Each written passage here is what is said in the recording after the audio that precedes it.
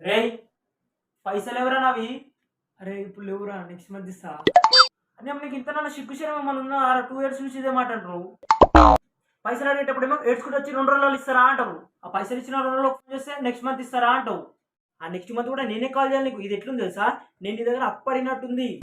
కాదురా మామా, రే ఈ 2 ఇయర్స్ లో డైలీ 10 రూపీస్ ఇచ్చిన ఎప్పుడు అయిపోతున్నాయి కదా. నేనే అట్లే నీకు అన్ని కలిపి కూడా రోజులు ఇస్తా. అదేరా ఒక్క రోజు ఎప్పుడు వస్తుంది?